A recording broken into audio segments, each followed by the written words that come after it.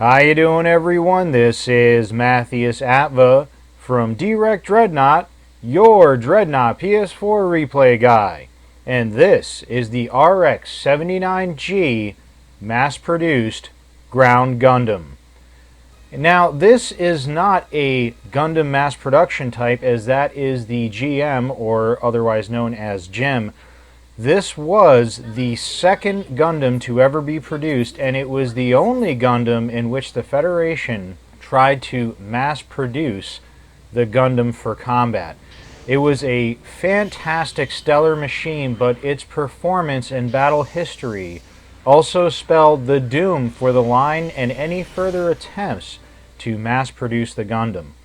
Now, there was the original RX-78, and that, as you know, is the Gundam, the one and only, but there have been several Gundams since the production of the original RX-78, and every time there needs to be new development for targeting systems, weapons, new types of thrusters, the Federation typically makes a Gundam prototype to test these, and then it transfers the mass-produced, stripped-down, cheaper to make parts and resources and technology to the GEM line, and later on the Jigans and the Jestas. What happened here is that there were many spare parts from Project V for Victory, in which the Earth Federation developed its now famous Gundam mobile suit, as well as other mobile suit and mobile armor models. But there were plenty of spare parts left over, and at the time the Earth Federation was being invaded, as in the Earth was being invaded by the Side 3 Zeon faction. So, of course, the main focus was to keep the Zeon at bay where possible in space, but to retake the ground that had been conquered by Zeon and kick them off Earth, so that Earth could use its population and unbelievably tremendous resources to turn the war against the Zeon. The spare parts from the original RX-78 project was then turned into a limited production line of 20 units for the RX-79G, and its focus was ground combat, and let me tell you, it excelled at ground combat, much to the detriment of anything else such as space combat. But this machine is the one that single-handedly was responsible for completely annihilating the Zeon in the Asia sector of Earth, Southeast Asia, and it later on helped develop many other mobile suits and projects for the Earth Federation, but more on that later. What made this mobile suit particularly awesome? It was stripped down from the original Gundam. Its armor wasn't as good, but was still better than any GM in service, and probably most GMs in service after its production run. It had extremely well-armored, well-articulated, well-balanced, and high shock-absorbing legs, meaning that it could take its superior engine output and jump around all over the place and tackle all sorts of terrains on Earth without having any sort of problems. It had many features that were unique to it and its successor, the ground-type GEM, and that included more vents, filters, parts. Instead of having head Vulcans, it had a very comprehensive sensor package which included just about every type of spectrum, infrared, ground sonar, all sorts of very good stuff, night vision, and it had a telescoping periscope for use in jungle warfare or mountainous terrain to see over cover, or even to hide in water. On top of this, it had quite a unique thruster system in which it had two powerful thrusters, omnidirectional thrusters in the back, but they were offset to the side to make room so that its increased leg power and thruster power could carry a giant container filled with all sorts of good stuff. This was never attempted before or since on another mobile suit model. It could carry all sorts of weaponry, extra supplies for it and its team members, and any ground troops and ground vehicles that accompanied it into battle, or it could also be equipped with a parachute pack with retro thrusters so that it could paradrop Special Forces style into any field of battle. It was quite remarkable and quite useful in Southeast Asia, where you quite frankly have just about every kind of harsh terrain imaginable except for wintry cold climates. And let me tell you, the ground-based Gundam could probably handle that if it was allowed to. While they used the Project V spare parts to make approximately 20 mass-produced Gundams, not Gundam mass production type, they used the blueprints and the lessons learned to strip this mobile suit down even further to make the first mass production GIM, which was the RGM 79G Gundam mass production type ground unit. There was probably about 48 units made from this initial production run, and it was a very hard-working, very well-armored, very capable machine. But it too was going to hit an evolutionary dead end just like its predecessor, the mass-produced Gundam. Now, the RX-79G was very expensive to make, and it was made from the spare parts of the original Gundam, so it was very hard to continue this mass production line. The 20 units, almost all of them were sent to the Kojima Battalion in Southeast Asia, approximately 12 units, with 3 units staying at Jabrao in South America, the headquarters of the Earth Federation, 3 units being sent to research new type and Excel exam technologies, which is a whole nother story, but those were experimental units, and various units sent around, some to North America and some to Australia. In Southeast Asia, this unit completely annihilated just about every mobile suit the Zeon could put up against it, because it was just good enough. It wasn't as good as the Gundam, but it was just good enough to have higher performance specs than anything the Zeon could throw at it. And the 8th MS team particularly took on challenges where they were outnumbered, outgunned, and seriously outflanked by the Zeon forces, and with the judicious use of tactics and strategy and pushing the limits of this particular model of Gundam, they achieved very great things and annihilated entire Zeon formations, and it was a very tough fight. Now, this isn't to say there wasn't problems with this mobile suit. Of the 12 mobile suits that were attached to the Kojima Battalion, at least 5 were destroyed, and quite possibly another 2 were destroyed, with only 2 confirmed surviving units from this series and a probable 4 to 5 surviving units, which is an over 50% casualty rate, and it was massively expensive. In comparison, approximately 48 ground-type GIMs were made, and they were almost as combat effective because they had higher numbers, they were cheaper to produce, and they too suffered fairly heavy casualties, but almost 60% of those units survived, which means the monetary and production loss was much less. But that's just the bean counters and paperwork.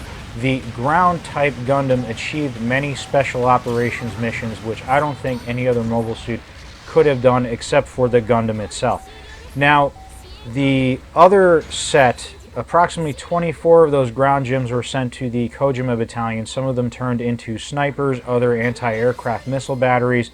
They had a lot of uses. The other ground GIMs were then sent to Odessa along with any mass-produced gun cannons, the Gundam itself along with the White Base crew, tons and tons of tanks, a few big tray land battleships, and a few other mobile suits such as the gun tanks and 3 special unit prototype gun tanks, high mobility gun tanks.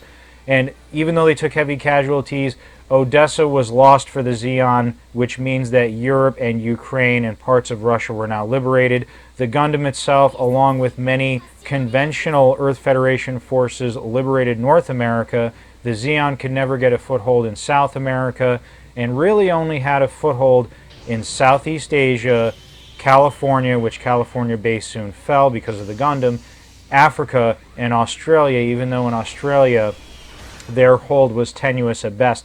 This production run and the acts of 8th MS Team and other MS teams attached to the Kojima Battalion were singularly responsible for the fall of Southeast Asia and reclaiming that territory, southern China, India, and Southeast Asia as a whole, for the Earth Federation and kicking the Zeon out. And what made it worse is that all the units from North America and Europe that had been retreating from Zeon from those battles retreated to Southeast Asia, where they were almost entirely wiped out trying to escape Earth's gravity. And that's a shame, and it's a long, tragic story. You should really watch 8th MS Team Gundam, but to make a long story short, it was quite a blow to Zeon. They had invested so many mobile suits, pilots, infantry. Zeon doesn't usually use infantry, but it needed infantry and tanks and the sort to conquer Earth, and they lost a large percentage of their population and resources, production capacity,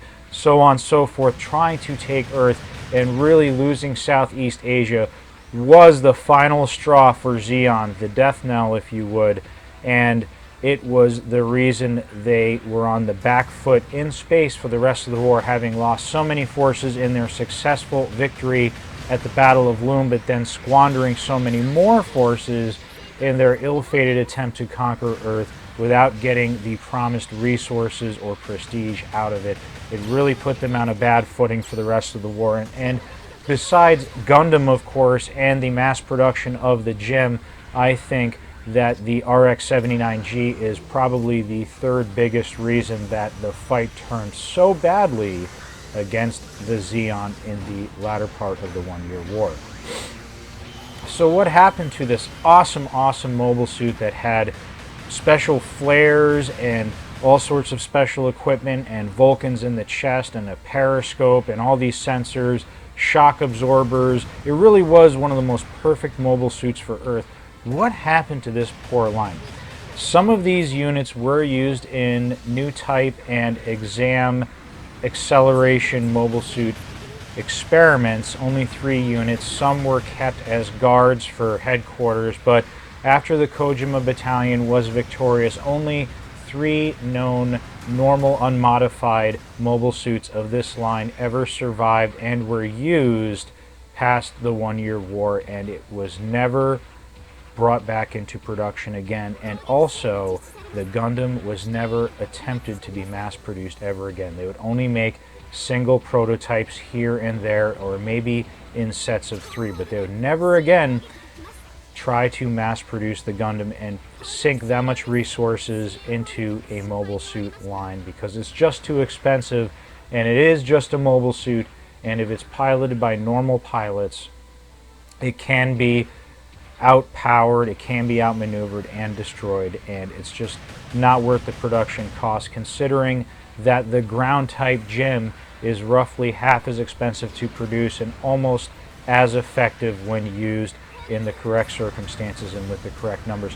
The other thing was that the Earth Federation did not anticipate that the war on Earth would go so well that the population of the Earth Federation would stand fast and stay with their government, not defect to Zeon, and that the Zeon were having partisan problems, rebellions, plus dealing with these mobile suits and the catastrophic losses they suffered in Europe, North America, and Southeast Asia. And then soon after Southeast Asia, Australia followed, and when the Zeon left Earth, they left a lot of forces behind in Africa, and those forces really could do nothing effective for the rest of the war. They could only raid the Earth Federation here and there in a defiant gesture of anger and hatred, and it really didn't accomplish much strategically. Unfortunately, this line did come to an end because the ground Gundam and the ground GM are so good at fighting on Earth that when the fight for Earth stopped and the fight for the solar system moved back into space, there was no reason to build something so expensive and so situational and specific. The normal Gym line first had their prototypes right after Project V, like the ground type Gundam and the ground type Gym.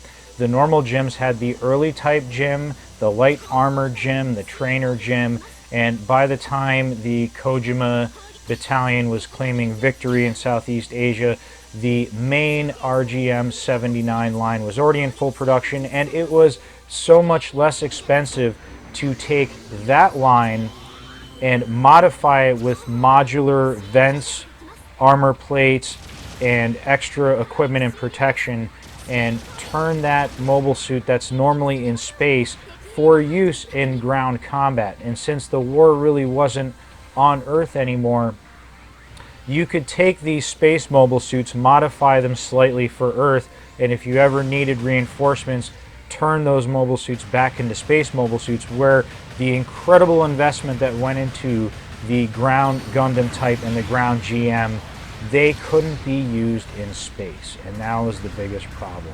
And from then on, the mobile suits that the Earth Federation were producing were modular, multi-purpose, and had a commonality of parts to make them easy to maintain and manufacture. So they took the RGM-79 line and then made the cold district types. They made the command ground variant. They made the desert type, and they took some of the lessons from the gun cannon and the mass production Gundam and up-armored and up-thrustered the normal GM to make the armored Gym, which I'm sure you've seen on the channel.